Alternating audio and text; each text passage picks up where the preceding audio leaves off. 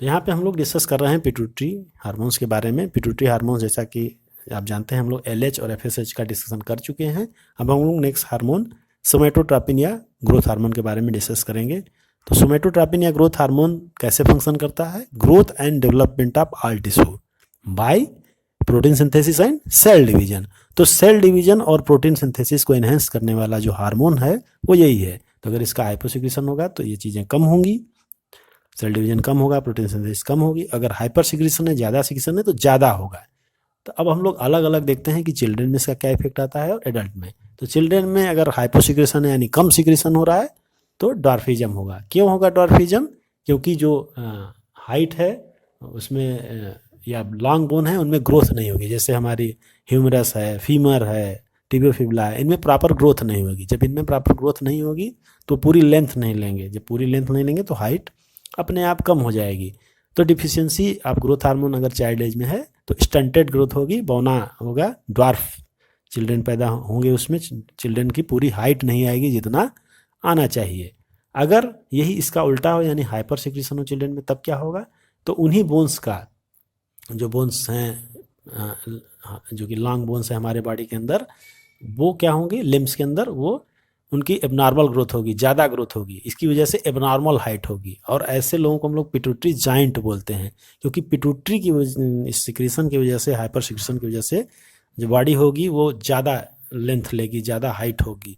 तो इसीलिए ऐसे चीज़ों को हम लोग पिट्यूटरी जाइंट बोलते हैं, ऐसे इंडिविजुअल को। और अगर ड्वार्फिज्म है, हाइपोसिक्रेशन है तो पिट्यूटरी ड्वार्फ बोलेंगे। तो थायराइड के ड्वार्फिज्म जो होती है और पिट्यूटरी में जो ड्वार्फिज्म, उसमें यही अंतर होता है कि यहाँ पे जो लॉन्ग बोन है उनमें ग्रोथ नहीं और यहाँ पे मेंटल लेवल नॉर्मल होता है, जबकि थायराइड में मेंटल रिटार्डेशन भी होता है और भी उसमें कई एसोसिएटेड सिम्टम होते हैं। तो इस तरह से यहाँ पे हाइपोसिक्रेशन से ड्वार्फिज्म और हाइपर सिक्रेशन से जाइगेंटिज्म, जाइंट जैसे बोलते हैं, उस तरह का बॉडी डेवलपमेंट होगा। एबनॉर्मल हाइट होगी, लॉन्ग बोन्स होंगी। इस तरह से हाइट काफ़ी ज़्यादा, कुछ लोगों का आपने देखा कि हाइट बहुत ज़्यादा हो जाती है, एक्सेस हाइट हो जाती है।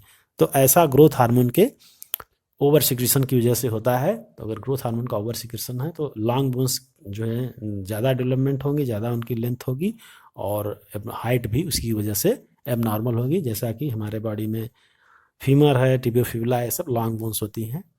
अब एडल्ट के अंदर क्या इसका इफेक्ट आएगा? एडल्ट में जो बॉडी का जितना डेवलपमेंट होना है वो हो चुका है, तो बोन्स की लेंथ इनमें नहीं बढ़ती है। लॉन्ग बोन्स जो होती हैं, इसमें जो फेस की बोन है, खास करके जॉ की बोन है, उनमें जो है कि ज़्यादा डेवलपमेंट होता है। इसके अलावा लिम्स में भी, जैसे कि आपके लेग्स वगैरह की बोन्स में भी एबनॉर्मल इनलार्जमेंट होता है।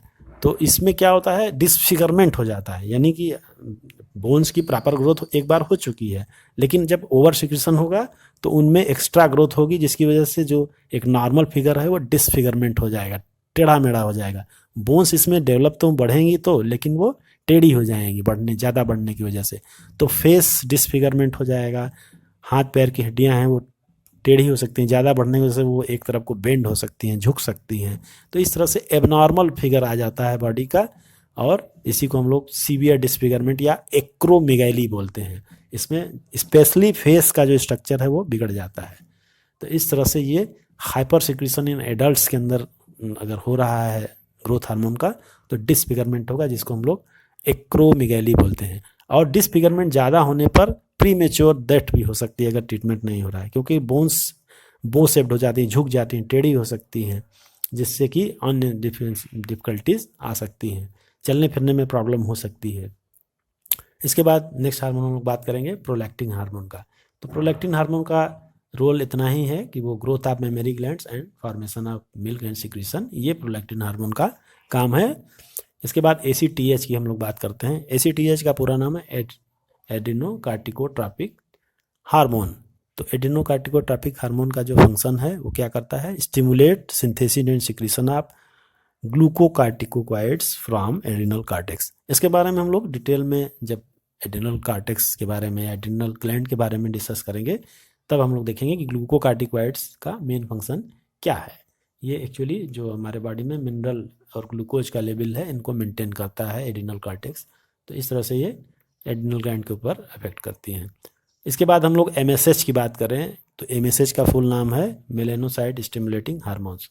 तो ये मेलानोसाइट्स के ऊपर एक्शन करता है और रेगुलेट्स पिगमेंटेशन ऑफ स्किन।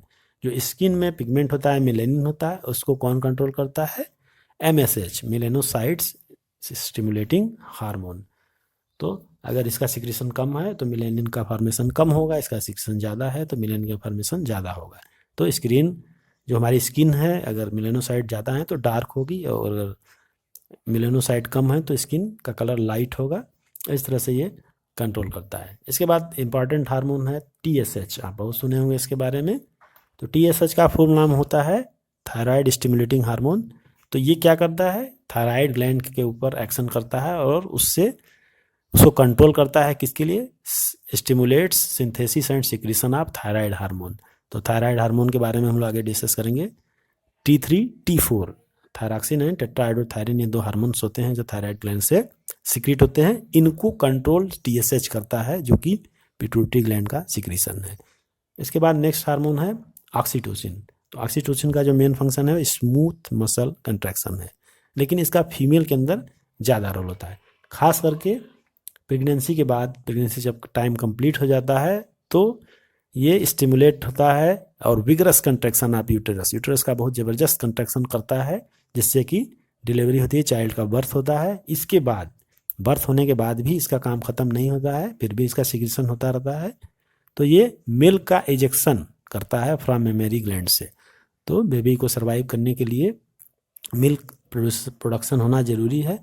तो ऑक्सीटोसिन उस चीज़ को कराता है कि कंटिन्यूस मिल्क का सिक्रीशन हो सके, प्रॉपर वे में हो सके, इसके लिए ये जो है सिक्रीट होता रहता है। और इसके लिए सकिंग रिफ्लेक्स बाय इन्फेंट्स, जब इन्फेंट्स जो होते हैं मेमरी ग्लैंड्स को सक करते हैं तो वो स्टिमुलेशन एक जाता है ब्रेन को, जिसके थ्रू ऑक्सीटोसिन का सिक्रीशन होता है और वो फिर आकर के मिल्क का सिक्रीशन मेमरी ग्लैंड से कराता है। तो एक पूरी साइकिल है, इसके बारे में हम लोग नेक्स्ट क्लास में पढ़ेंगे कि कैसे ये होता है। इसीलिए इस हार्मोन को हम लोग बर्थ हार्मोन और मिल्क इजेक्टिंग हार्मोन भी बोलते हैं। किसको बोलते हैं? ऑक्सीटोसिन को।